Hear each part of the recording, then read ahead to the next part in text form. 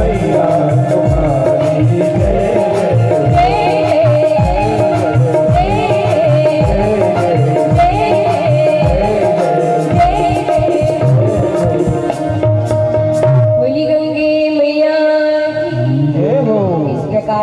गंगा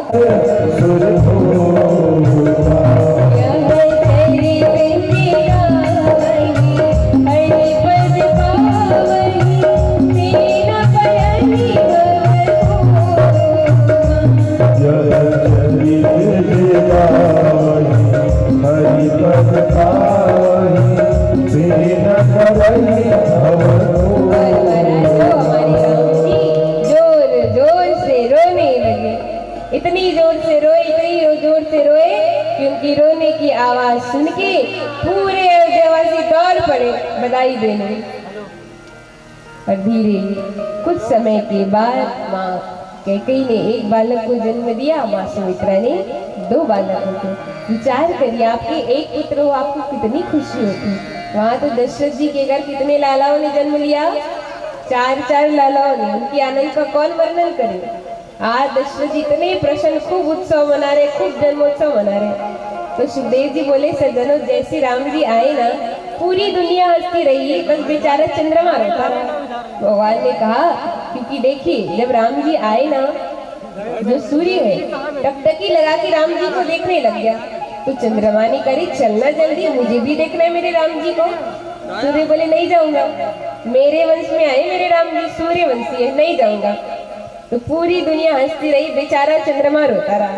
भगवान ने कहा, अरे चंद्रमा तू क्यों इतना रो रहा है। चंद्रमा ने कहा, प्रभु एक तो दिन में आते हो, ऊपर से जले पे नमक छिड़कते हो। भगवान ने कहा, अरे चंद्रमा इस बार सूर्य वंश में आए हैं, अगले बार चंद्र वंश में आएंगे, इस बार दिन में आए हैं, अगली बार रात्रि में आएंगे। चंद्रमा प्रसन्न हुआ, कहा ठीक है प्रभु, पर इस बार आए हो तो कुछ तो मुझे मिलना चाहिए ना। भगवान ने कहा, ठीक है, इस दुनिया में जो भी मेरा नाम लेगा वो मेरे नाम के साथ तेरा भी नाम लेगा। और इसलिए राम जी का नाम हो गया रामचंद्र। बोले राजा रामचंद्र भगवान की। भगवान का नाम रामचंद्र है। फिर वशिष्ठ देव जी आए नामकरण करने। भगवान माँ कौशल्या के बालक का नाम राम, माँ कैकेयी के बालक का नाम भरत और माँ सुमित्रा के बालक का नाम लक्ष्मण और शत्रुघ्न। इस प्रकार 4 लालाओं का नामकरण हुआ। अब आइए संक्षिप्त रूप में श्रवण करें, क्योंकि आगे अभी चंद्रवंश में प्रवेश करना है। विश्वामित्र जी आए राम लक्ष्मण को ले जाने के लिए। विश्वामित्र जी के साथ राम लक्ष्मण गए। मार्ग में भगवान ने मारीच और सुबाहु नाम के निशाचरों का उद्धार किया। एक बार ऐसा चलाया कि सुबाहु का उद्धार हो गया, और दूसरा बार लगते ही जो मारीच है वो लंका पार चला गया। फिर भगवान ने अहिल्या का उद्धार किया।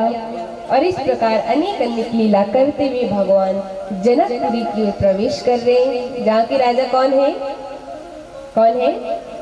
जनक जी, जिन्होंने धनुष यज्ञ रखा कि इस यज्ञ में जो भी इस धनुष को तोड़ेगा मैं अपनी बेटी जानकी का विवाह उसके साथ करूंगा। बड़े बड़े राजा आए पर कोई धनुष को तोड़ नहीं पाए। तब विश्वामित्र जी की आज्ञा से राम जी गए और बीच से भगवान ने धनुष को तोड़ दिया। और सुंदर माँ जानकी का विवाह श्री राम जी के साथ होता है। इधर अयोध्या में बात पहुंची तो सब आए हैं। तो यहाँ राम जी कितने भाई हैं? 4 भाई। माता सीता कितनी बहनें हैं? कितनी बहनें हैं? 4 बहनें। तो आज चारों बहनों का विवाह चारों भाइयों के साथ हुआ।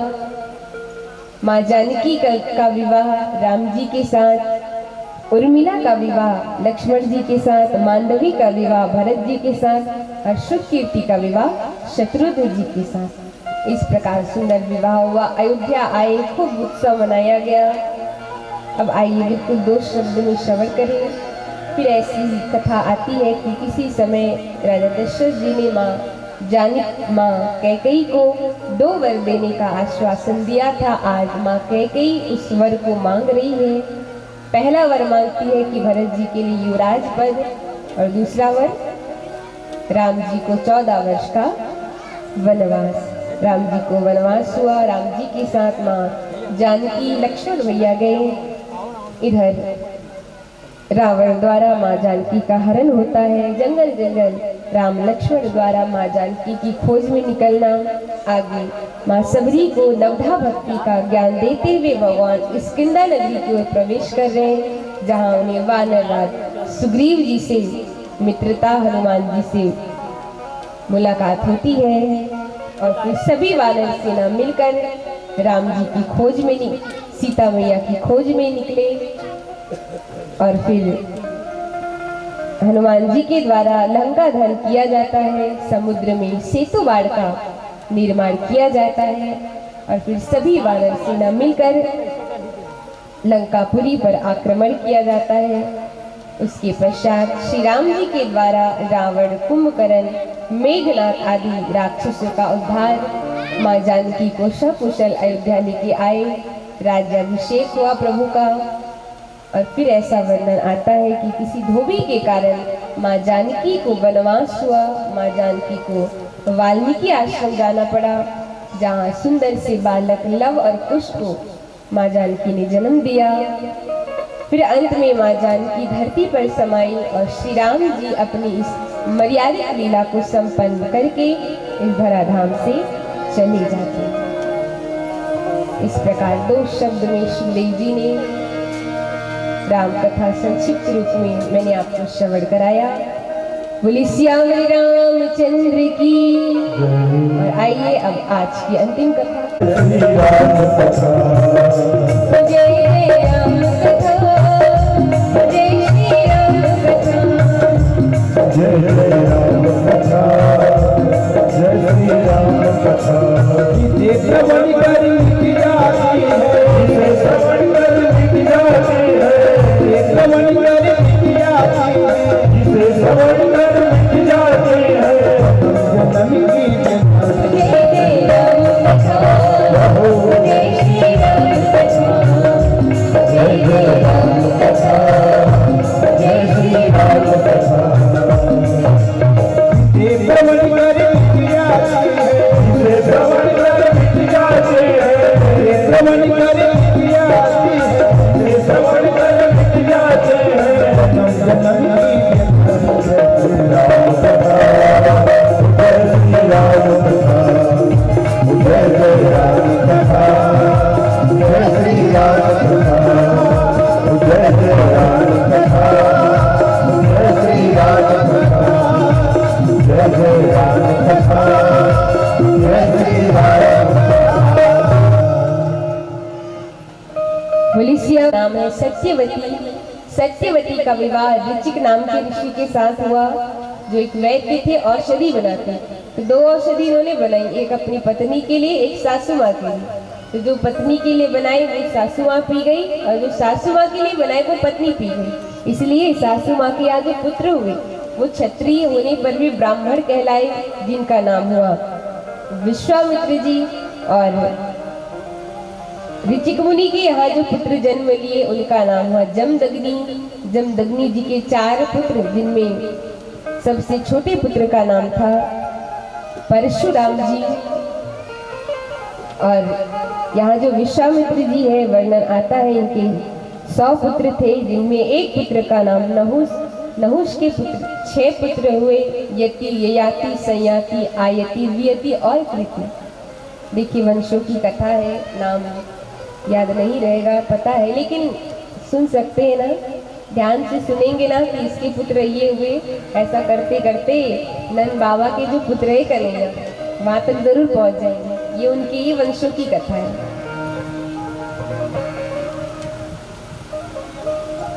तो दूसरे नंबर के पुत्र थे ययाति महाराज। तो जो ययाति महाराज है, इनके 2 विवाह हुए। एक का नाम हुआ, एक पत्नी का नाम देवयानी, एक का नाम शर्मिष्ठा, और इनके 5 पुत्र हुए।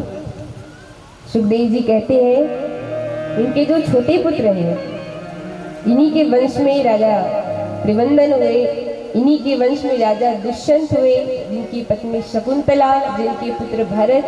और कल की कथा में बताई थी कि हमारी भूमि में 3 भरत हुए, जिनमें एक भरत ये दुष्यंत नंदन शकुंतला भरत है। आगे चल के रतिदेव नाम के राजा हुए जिन्होंने सत्य पालन के लिए अपना सर्वस्व दान कर दिया।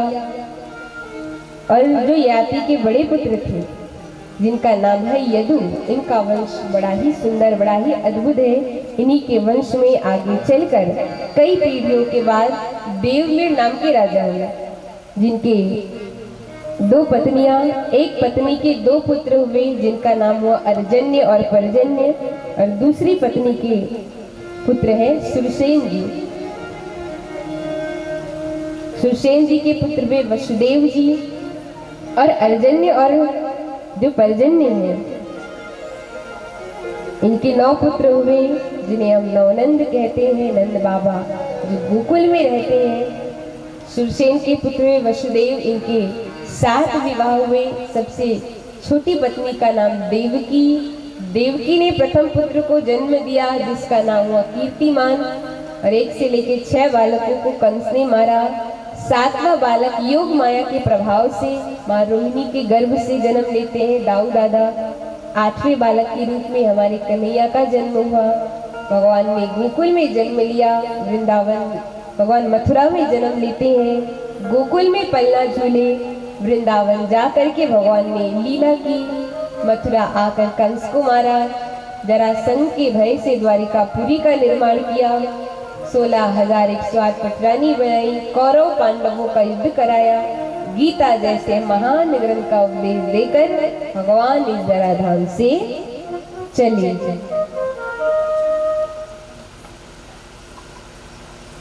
एक श्लोक में सुखदेव जी ने पूरी कृष्ण कथा कह दी, और जैसे बोले भगवान चले गए, पूरी सभा स्तब्ध हो गई, सब मौन हो गए।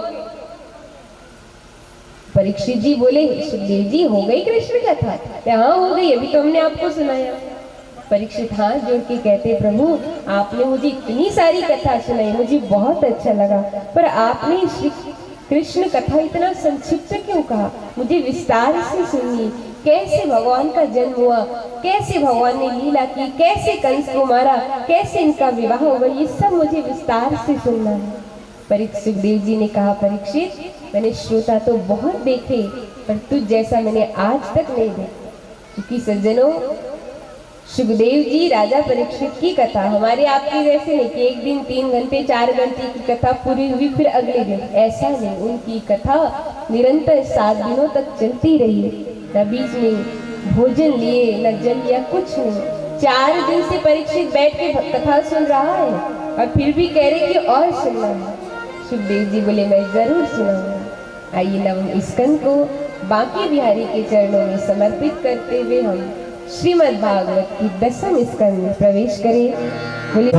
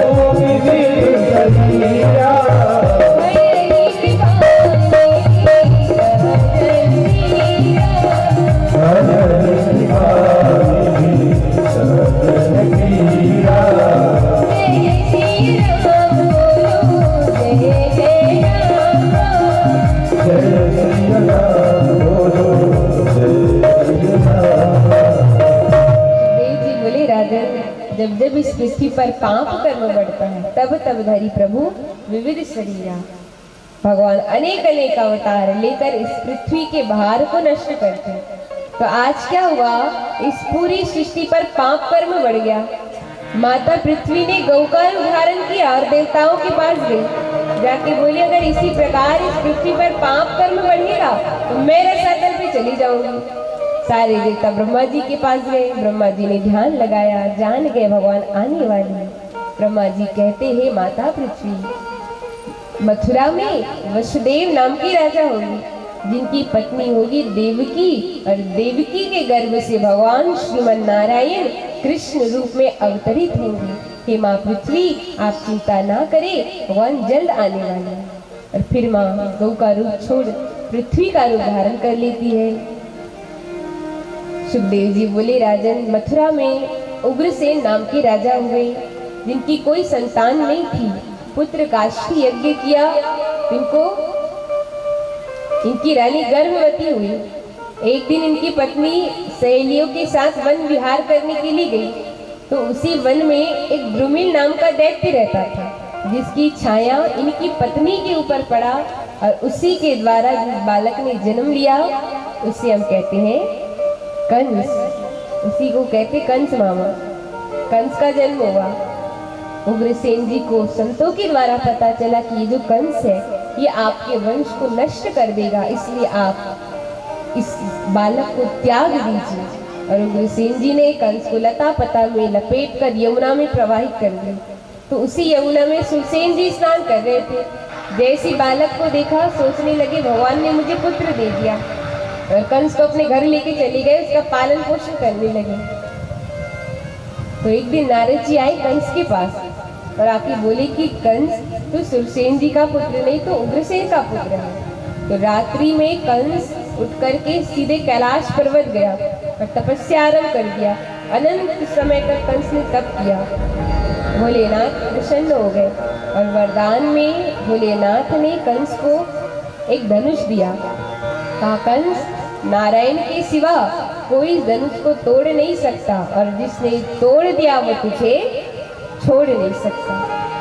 वरदान लेकर के आए कंस नीचे, और आते इसने अनेक अनेक राक्षस, अगासुर, बगासुर, वत्सासुर, धेनुकासुर इत्यादि राक्षसों से मित्रता करके मथुरा पर आक्रमण कर दिया। अपने आप को भगवान बताने लगा कि इस दुनिया में कोई भगवान है तो मैं कंस भगवान, और कोई नहीं। जितने भी यज्ञ, हवन, पूजा पाठ हो रहे थे सबको विध्वंस करा दिया। उग्रसेन जी को पता चला। उग्रसेन ने कहा, कंस ये तू क्या कर रहा है? जा, जिन जिन संतों का तूने अपमान किया है सबसे क्षमा मांग। और कंस क्षमा मांगना तो दूर की बात, अपने पिता को ही हथकड़ी बेड़िया लगा के कारागृह पे डाल दिया और खुद मथुरा का राजा बन गया। तो कुछ समय हुआ, कंस को एक बात याद आई। देखिए, कंस की एक बहन थी जिसका क्या नाम है? देवकी। देवकी कंस के चाचा की बेटी है, पर देवकी से कंस बड़ा प्रेम करते हैं। विचार आया, देवकी विवाह योग्य हो गई है, तो देवकी का विवाह वसुदेव जी के साथ किया। और जैसे ही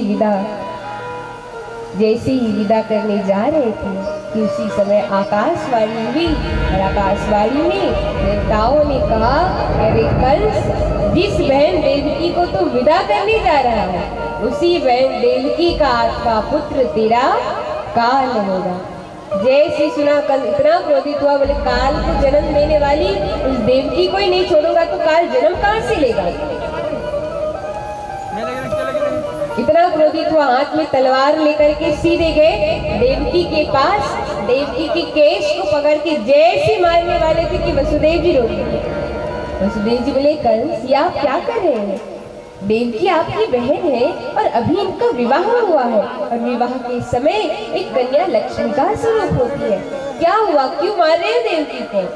कंस बोले, सुनाई नहीं दिया तुम्हें? अभी अभी आकाशवाणी हुई कि देवकी का आत्मा पुत्र मेरा काल होगा।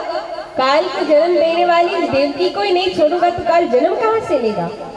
वसुदेव जी बोले, कंस, आकाशवाणी यही हुई है ना कि देवकी का पुत्र तुम्हारा काल होगा। देवकी ने तो तुम्हारा कुछ नहीं बिगाड़ा, इसलिए मैं विनती करता हूँ देवकी को छोड़ दो। मैं तुम्हें वचन देता हूँ, देवकी जितने भी बालक को जन्म देगी मैं सब आपको दे दूंगा।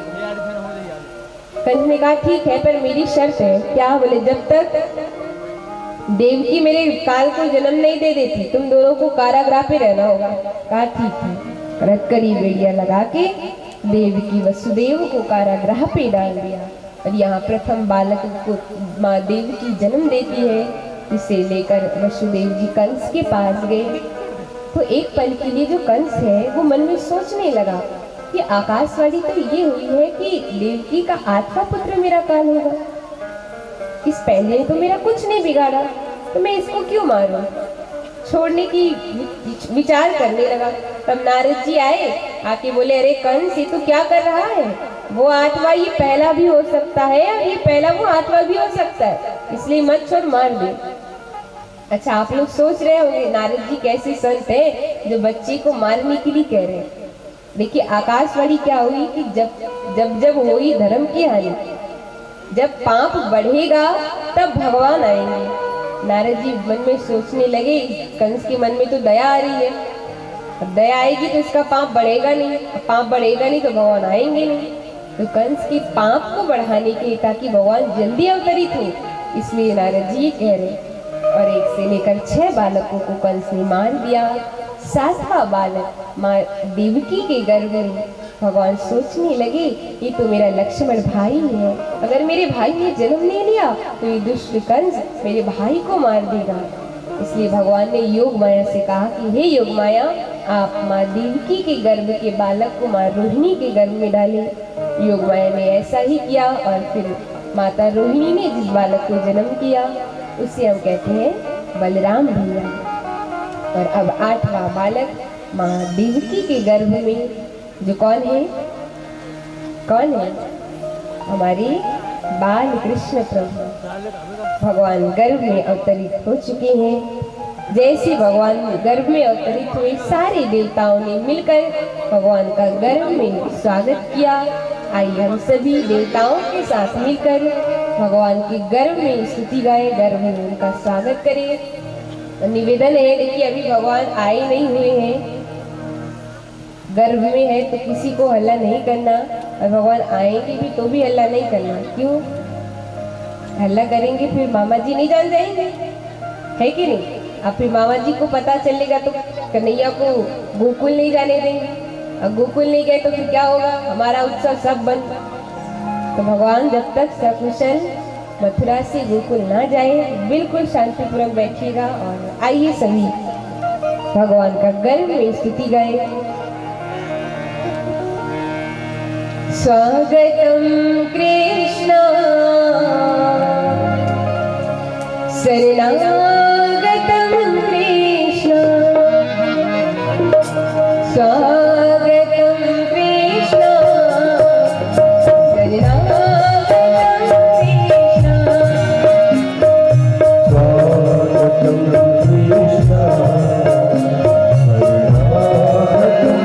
कृष्ण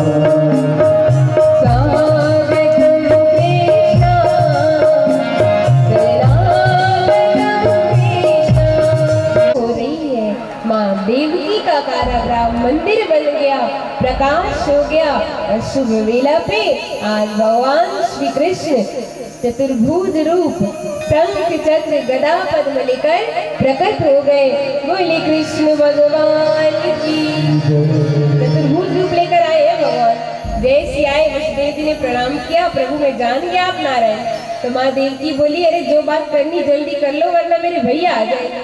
कन्हैया भगवान ने कहा मैया कंस आपके भैया आ जाएंगे, मामा जी आ जाएंगे तो क्या हुआ, अभी हमारे हाथ में सुदर्शन चक्र, तो जब तक ये है डरने की जरूरत है, जो बात करनी कर लो।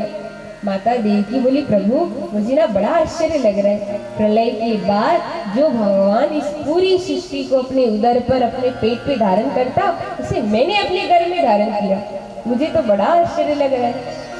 भगवान मुस्कुराने लगे, कहे माँ आपने बेटा बनना तो राम जन्म में अच्छे से समझा दिया था, पर ये 4 हाथ वाला इसलिए आया हूँ कि जब मैं छोटा सा बालक बन जाऊँ ना बाबा तो आप मुझे गोकुल में यशोदा मैया के कक्ष पे छोड़ देना, वहाँ अभी अभी कन्या ने जन्म लिया है उनको ले आना। कहा ठीक है। और इतना कहे कि भगवान नन्हे से बालक बन गए। बोली बाल कृष्ण लाल की। जैसे बालक बने वसुदेव जी ने कृष्ण को गोद में लिया, जैसे लिया सारी हथकड़ी बेड़िया छूट गए, टोकरी पे लेकर सिर पे धारण की, जैसे चलने लगे सारा कारागृह अपने आप खुलने लगा, सारे सैनिक अपने आप सोने लगे। अब जैसे महल के द्वार बाहर पहुंचे तो आकाश के मेघों ने भगवान का दर्शन किया।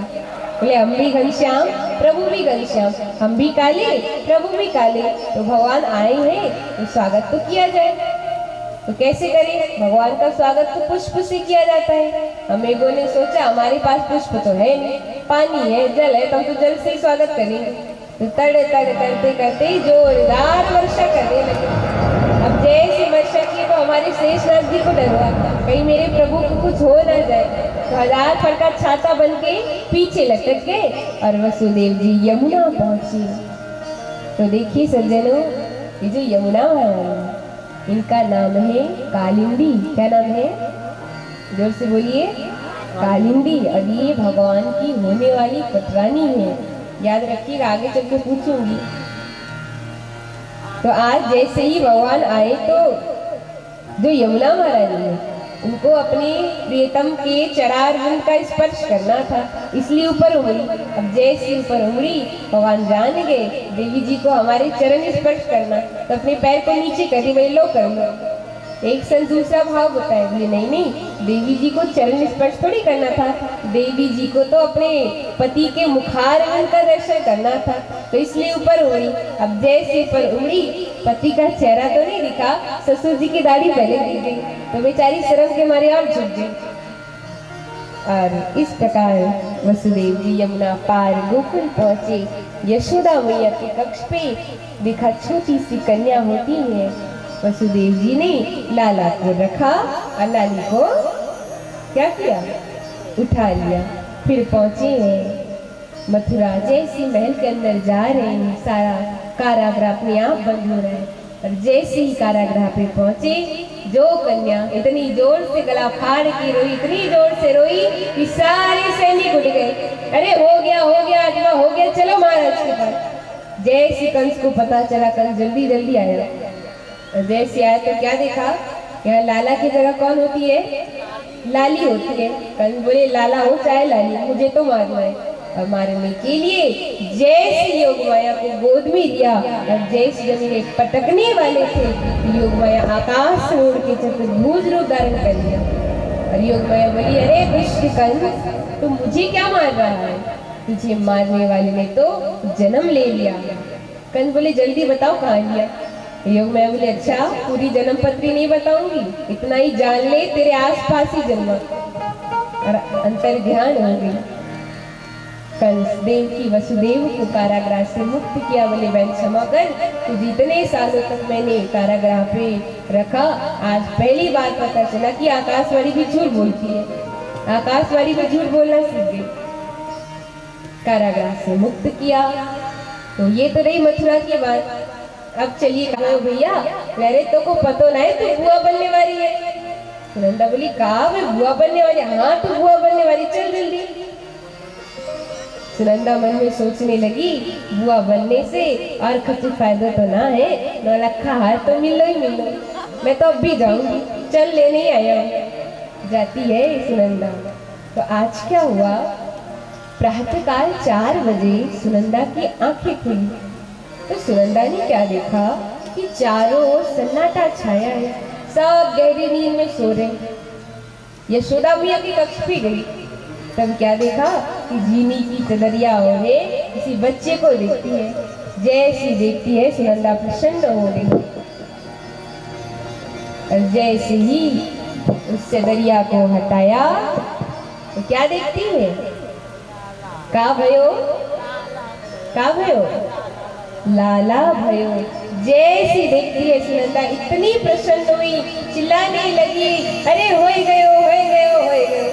कुछ ग्वाल वालन थे, बोले कहा भयो? बोले कछु ना भयो, पहले यह बताओ नंद बाबा कहाँ है?